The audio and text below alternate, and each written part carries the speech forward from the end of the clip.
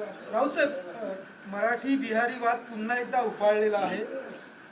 बिहारच्या मंत्र्यांनी तर थेट राज ठाकरेंना आव्हान दिलेलं आहे. राज ठाकरे महाराष्ट्राचे राजा आहेत का असं म्हणतात आणि आम्ही बिहार भवन बांधूनच दाखवू. बिहारचे एक मंत्री अशोक चौधरी मला वाटतं त्यांचं नाव, त्यांनी एक आव्हानाची भाषा केलेली आहे की बिहार भवन आम्ही महाराष्ट्रात बांधून दाखवू. हा देश सगळ्यांचा आहे. भारतीय संविधानानं प्रत्येकाला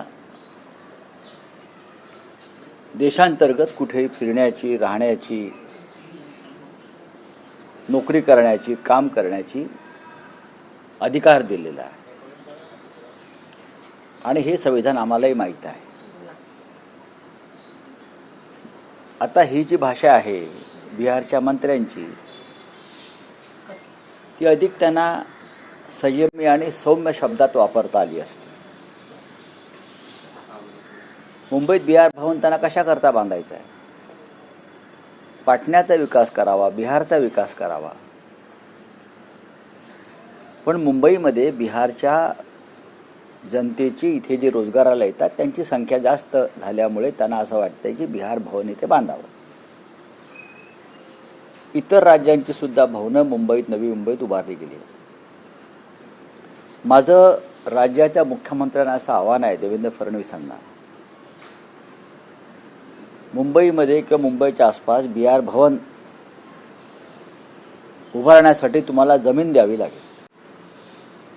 जमीन तर ते पाटण्यावरून आणणार नाहीत ना. मग त्यासाठी तुम्हाला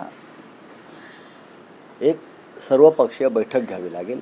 घ्या आणि लोकांना सांगा की मी मुंबईत बिहार भवनला जागा देतोय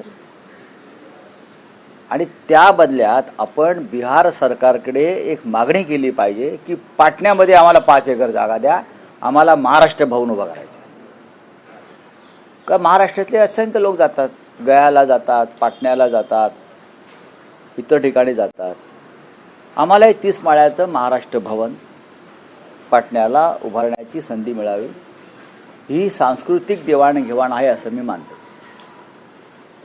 बिहारी बांधव जर आमचे असतील तर मराठी बांधवांना तुम्ही तिकडे स्वीकारलं पाहिजे. ही सांस्कृतिक देवाणघेवाण आहे आणि ती संपूर्ण देशभरात असायला हवी.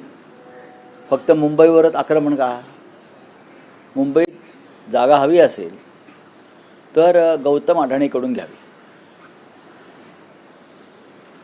बाजारभावाने, FIR सह. सरकारकडून हवी असेल तर सरकारनं त्या बदल्यात बिहार सरकारकडे 5 ते 6 एकर जागा पाटण्यामध्ये, Gola road, Bailey road, new Pataliputra colony हे महत्त्वाचे तिकडले चांगले भाग आहेत बरं का, चांगल्या वस्त्या आहेत. तिथे आम्हाला 5-6 एकर जागा तुम्ही द्या, आम्हाला तिथे महाराष्ट्र